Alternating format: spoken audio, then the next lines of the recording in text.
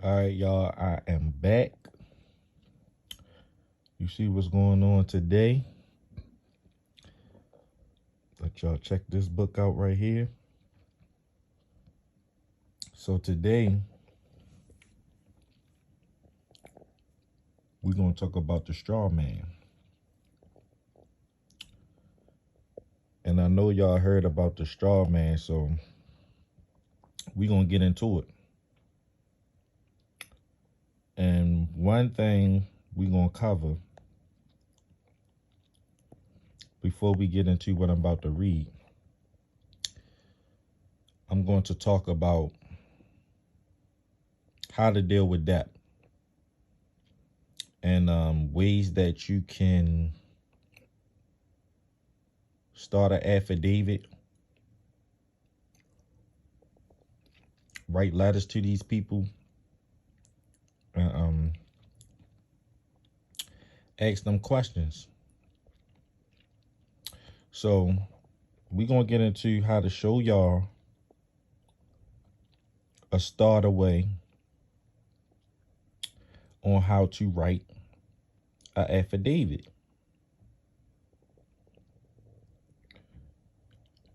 So let's read, shall we?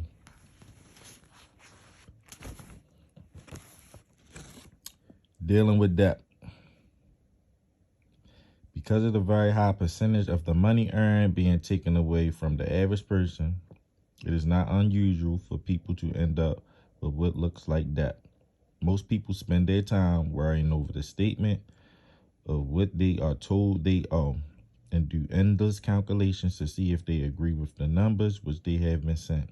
Again, this is a sort of misdirection which magicians use to fool audiences, distracting their attention away from where the action is really taking place.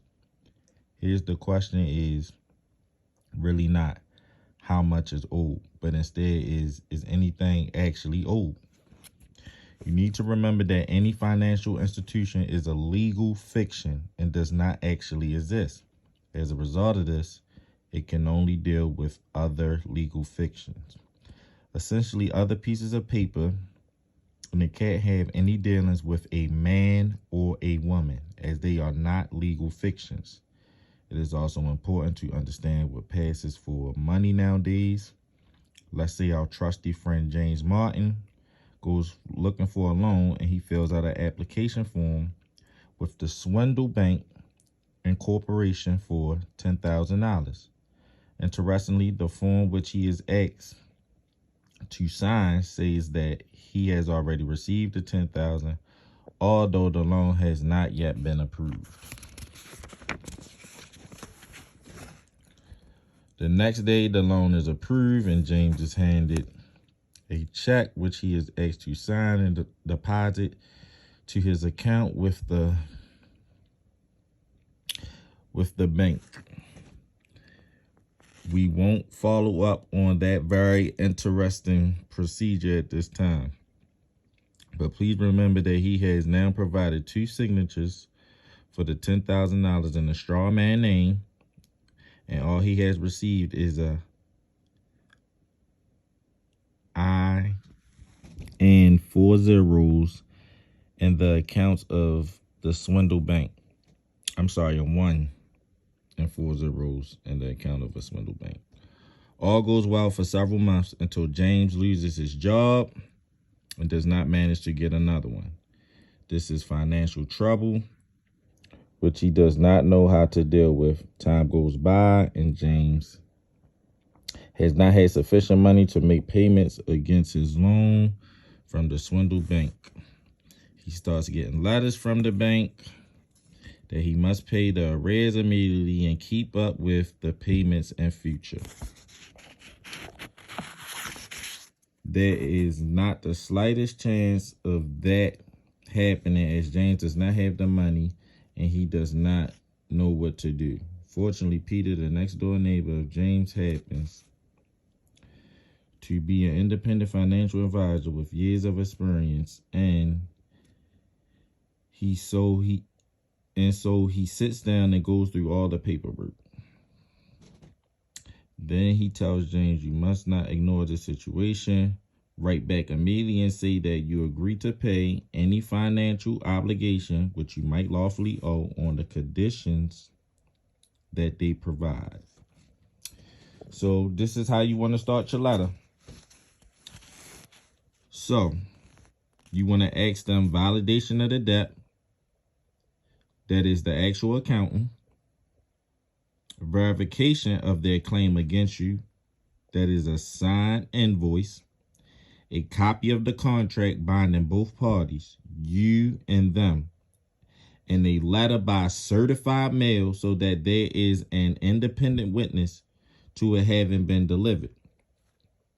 Every letter you write should be marked clearly, without prejudice, which means that you reserve all your lawful rights. And you accept no contract unless it is shown to be lawful by meeting the 4 essential conditions to a lawful binding contract, namely. So here's what you want to put on there, people. For disclosure, you were not told that you were actually creating the credit with your wet ink signature. Equal consideration, they brought nothing of value to the table and so had nothing to lose. Lawful terms and conditions, yours were based on fraud. The wet ink signatures of both parties. Corporations can't sign because they have no right or mind to contract. Since they are soulless legal fictions, and furthermore, no third party can sign a contract on their behalf.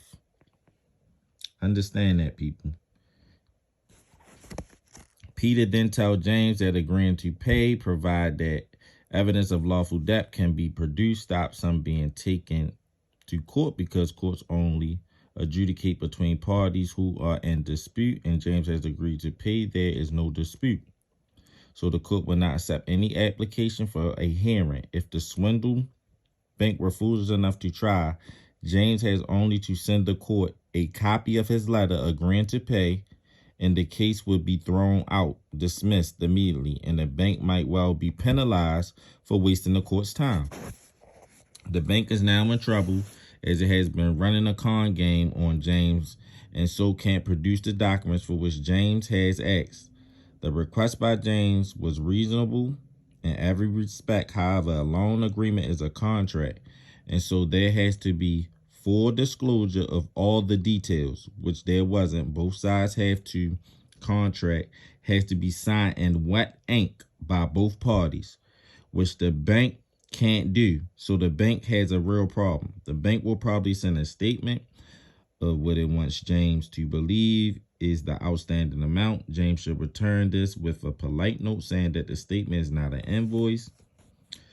So they please provide a signed invoice as requested. They will also probably send a photocopy of his loan application form, at which point James should write back and point out politely that this does not constitute a contract as it is only signed by one of the parties, which is him.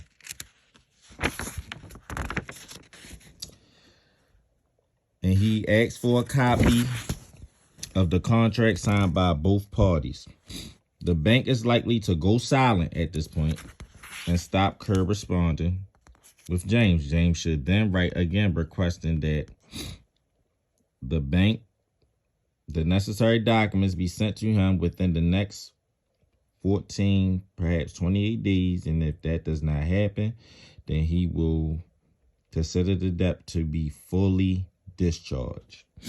The bank will either remain silent or write back to say that the debt is fully discharged. If the bank tries phoning, then just tell them politely that you only wish to deal with this matter in writing and hang up. If the bank remains silent for the stated period time, then James should write back stating that due to the bank's failure to provide the necessary evidence of a lawful debt within a reasonable period of time, provided that James now considered that the debt is fully discharged, and ask the bank to confirm that in writing.